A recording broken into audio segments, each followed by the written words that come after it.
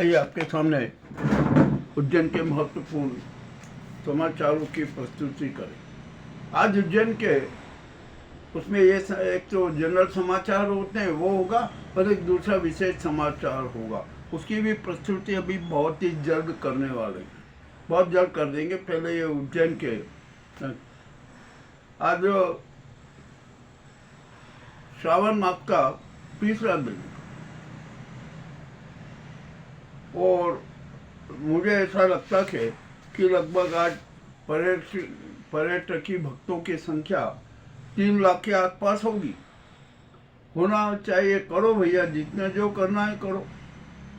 मगर यहाँ पर एक बड़ी मज़ेदार बात ये है कि शिव भक्ति का जो नाटक करते हैं ना, ये पर्यटकी भक्त, ये अच्छा नहीं है। अरे शिव भक्ति का अपना एक विशेष तरीका होता है।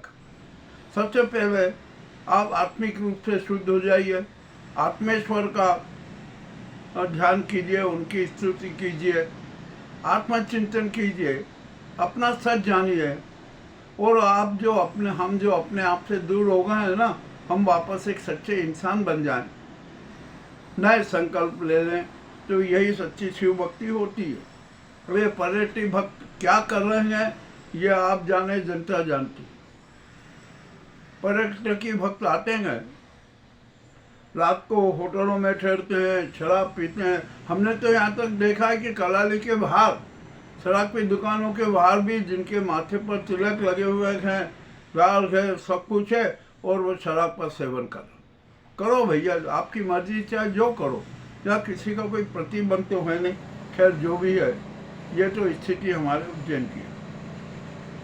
अब यहाँ पर 84 महादेव मंदिरों पे भी भीड़ हो रही है, महिलाएं जा रही है, परंतु वहाँ पर किसी भी प्रकार की कोई सुविधा नहीं है। अधिकांश 84 महादेव मंदिरों पर किसी प्रकार की सुविधा नहीं है।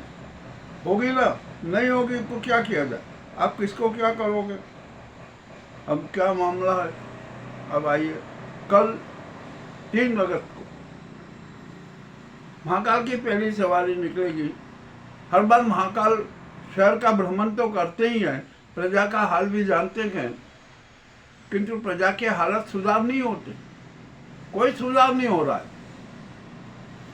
वो आयामी रूप से प्रदूषण है। अब क्या किया जाए? महाकाल भी अपना जो नगर भ्रमण करके चले जाते हैं, वो बैठकर सोचते ही होंगे कि यार ये कैसे लोग हैं, क्या हो गया इनको, क्यों नहीं अपने आप को सुधारते हैं? ये सब अपने आप से ही खो गए हैं। इनको अपने आप पर ध्यान देना चाहिए। अरे सच्चे इंसान बन जाओ, नेक इंसान बन जाओ, सत्य और ईमानदारी वाले इंसान बन जाओ, आत्मचिंतन करने लगो, और अपने अपने ईश्वर का आराधना करते रहो, उनकी आत्मिक साधना करते रहो, आत्मेश्वर के दर्शन करते रहो। परंतु ऐसा कोई नहीं करता। अब जो भी है वो होगा। अब कल महाकाल की सवारी तो निकलेगी। महाकाल आएंगे, भ्रमण भी करेंगे, देख भी लेंगे। तो यहाँ पर और करीबन मेरा ख्याल है, आज इतवार है ना, कल महाकाल की सवारी के दिन शहर में लगभग 3 से 4 लाख लोग सवारी देखने आएंगे। और अभी सवारी में होगा क्या?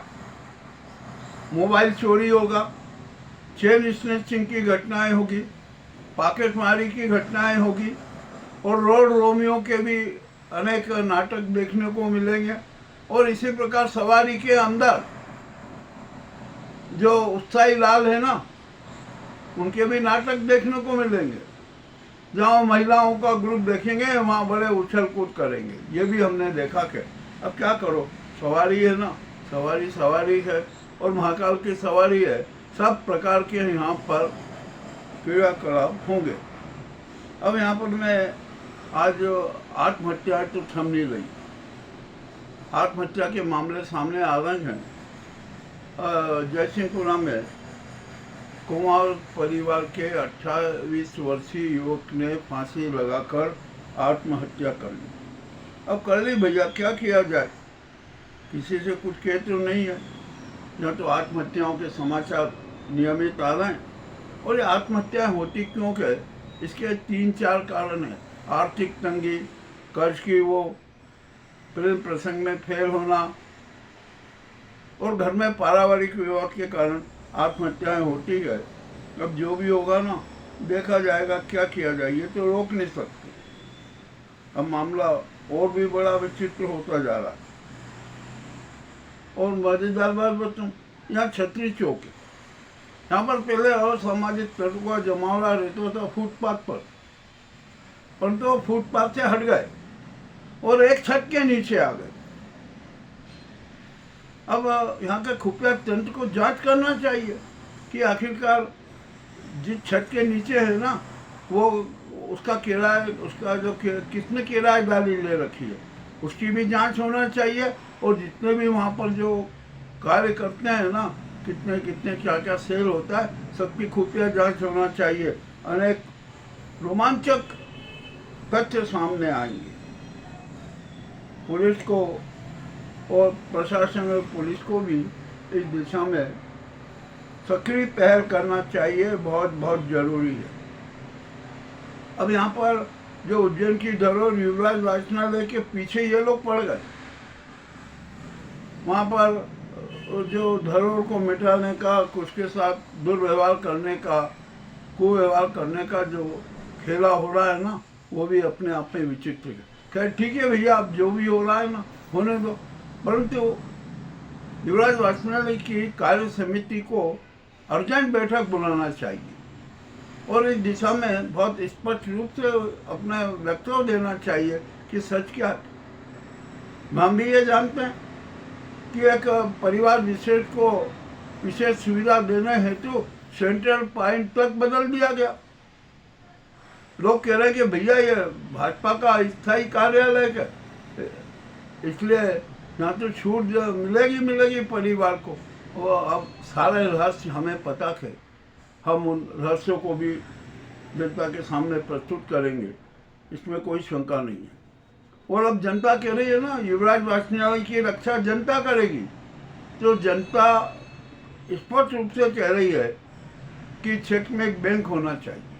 पहले बैंक ऑफ इंडिया थी, वो स्वेच्छा से खाली करके चली गई, वो स्थान है, दूसरे ने किराए पर ले ली और वहाँ पर क्या हुआ, लूट मार न जाने क्या क्या चल रहा है। जो भी चल रहा है ठीक है। तो वहाँ युवराज वाचनालय की कार्य समिति है ना, उसको चाहिए कि जो किराएदार किराए पे दे रखा है ना हॉल, उसकी किराएदारी समाप्त करना चाहिए और जरूरी है, अनिवार्य है, करना चाहिए।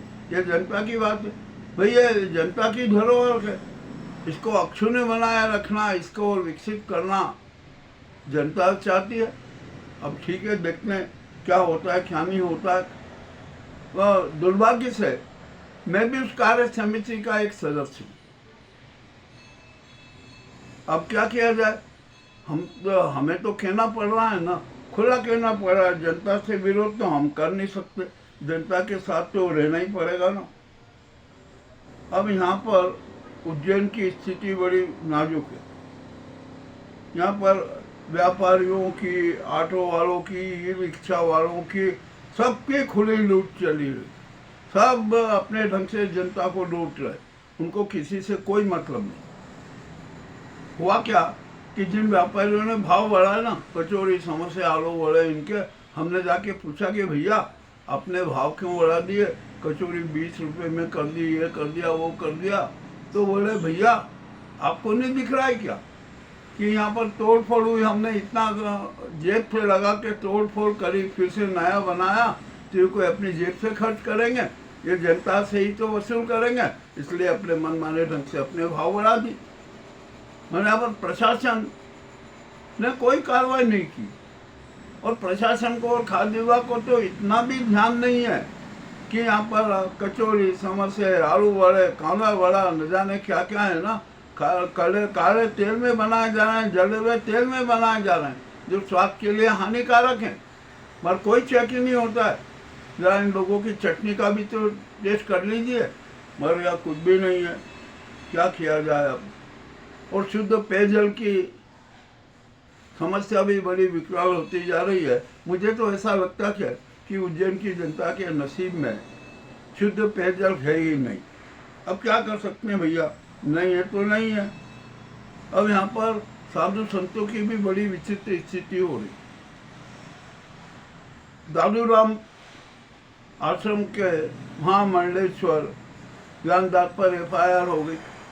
एक और साधु आई, उन्होंने भी बड़ी विचित्र बात कह दी। उन्होंने तो साधु संतों की पोल खोल दी। अब आखिरकार हो क्या रहा है? यह अध्यात्म बालिका कहाँ जा रही है, किस दिशा में जा रही है, उसको खुद को सोचना चाहिए कि क्या किया जाए।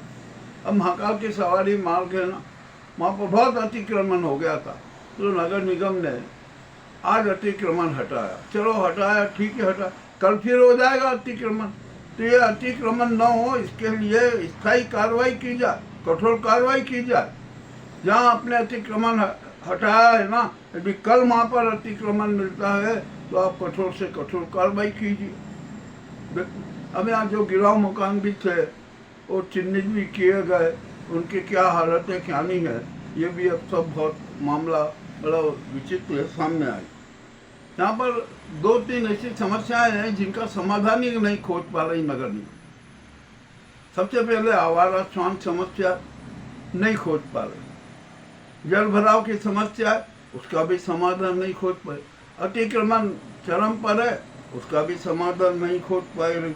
अब यह मेरा तो ख्याल है कि नगर निगम को करना क्या है। जब आप समस्याओं का समाधान नहीं कर सकते, कहने को तो नगर सरकार है, जब नगर सरकार ही सुव्यवस्था नहीं कर सकती तो ऐसी सरकार किस काम की। अब जो भी है ना, हो तो गया है, अब क्या किया जाए। अब तो मामला बड़ा विचित्र होता है। श्रावण मास है, तपन और उमस से जनता बेहाल होगा। कभी कभी हल्की सी फुहार आती है, चली जाती है, सावन में ऐसा होता ही है। और कल सोमवार है श्रावण मास का, वंचर की प्रथा है हमारे यहाँ, अब तो सब खत्म हो गई। अब देखते हैं कि योगेश्वर टेकरी पे वंचर है ना की जो प्रथा है उसका कितना मुहूर्त रूप दिया जाए। और जो सावन में झूले होते हैं ना, वो झूलों का भी अभाव है, कहीं भी झूले दिख ही नहीं रहे। नहीं होगा, ये तो अब हो गया। मंदिरों में सावन के झूलों के दर्शन होना शुरू होंगे, बड़े बड़े विचित्र खेल हो रहे हैं उनमें भी। अब क्या किया जाए भैया, यहाँ पर तो धर्म के नाम पर जो भी करो वो सब वेद है, सब जायज है, कोई कुछ बोलने वाला नहीं। तो जो भी करना है करो। अब क्या किया जाए, कुछ नहीं हो सकता। जो शहर है ना, अराजकता की स्थिति में था, है और हमेशा रहेगा। यहाँ पर कोई